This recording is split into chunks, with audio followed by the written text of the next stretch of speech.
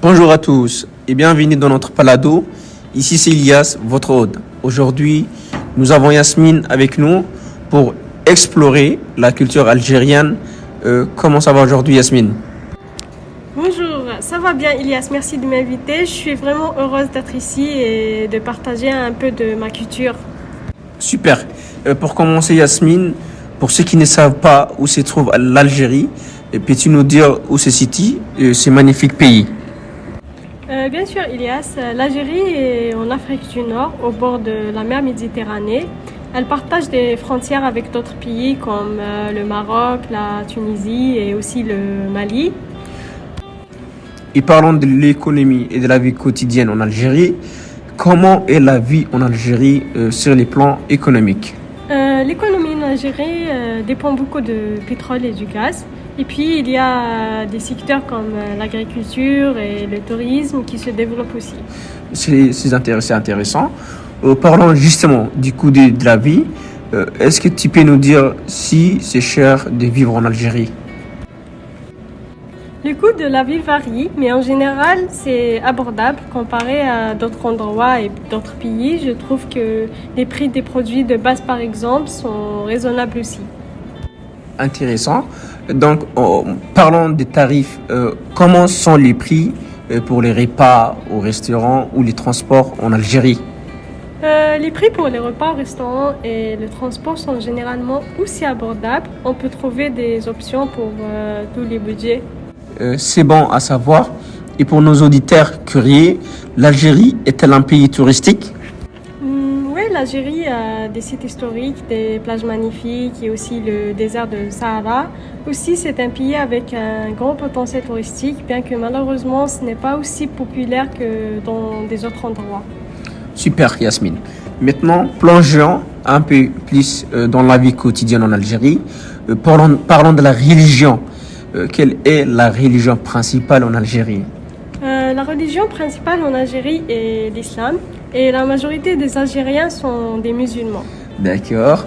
Et pour nos auditeurs, peux-tu nous parler un peu des différents cultures présents en Algérie?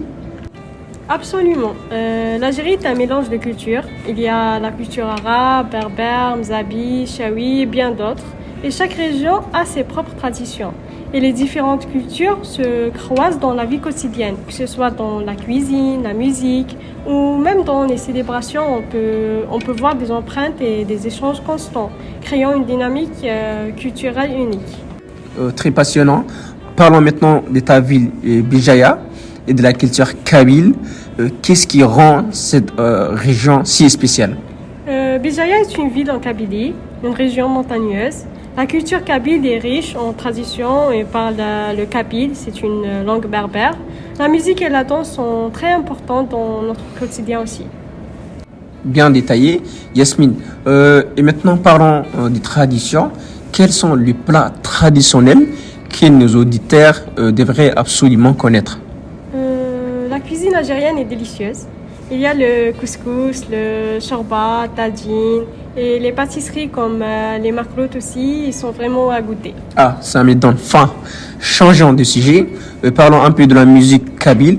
Yasmine, est-ce que tu peux nous dire pourquoi la musique kabyle est importante pour la culture locale? Bien sûr, Elias. La musique kabyle tient une place essentielle dans notre culture. Elle nous permet de transmettre nos traditions, nos histoires et nos émotions profondes. Des artistes, par exemple, comme Idir, ont laissé une empreinte particulière. Sa chanson célèbre Aveva Nouva est devenue un symbole, racontant nos récits, nos moments de joie, nos peines et créant un lien fort au sein de la communauté kabyle. Merci pour ces précieuses informations. Et peux-tu partager quelques endroits incontournables que les visiteurs devraient découvrir à Bijaya? Bien sûr, il y a le Kasbah de Bijaya, est un lieu incontournable, une vieille ville charmante avec ses petits rurels. Et le bail de Bijaya offre des vues spectaculaires et les grottes de Goraya par exemple sont un site naturel fascinant à explorer. Et n'oublions pas aussi le marché de la Médina où vous pouvez découvrir l'artisanat local.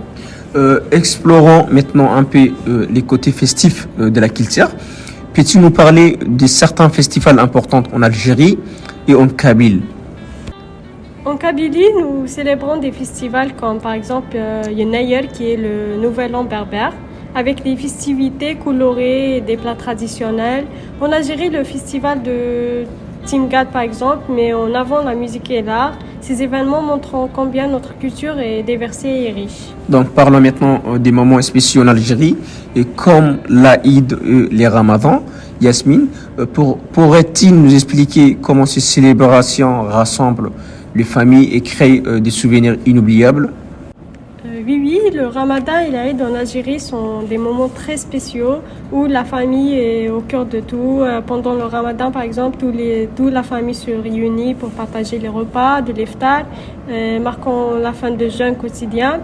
L'Aïd, quant à elle, est une fête où toute la famille se ressemble pour célébrer, partager des repas festifs et échanger des cadeaux aussi. C'est un moment de joie et de solidarité où les petits-enfants sortent jouer dans les quartiers, créant une atmosphère vivante et chaleureuse.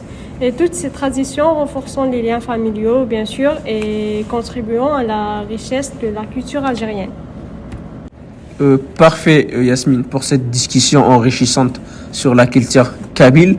Et merci à nos auditeurs de nous avoir rejoints. Merci à toi aussi, Ilias, et merci à tous les auditeurs. J'espère que cette discussion a éveillé votre curiosité sur l'Algérie, car c'est un pays avec une richesse culturelle incroyable. Et voilà pour aujourd'hui. Merci d'avoir écouté ces balados sur l'Algérie. Restez curieux et à bientôt. Merci.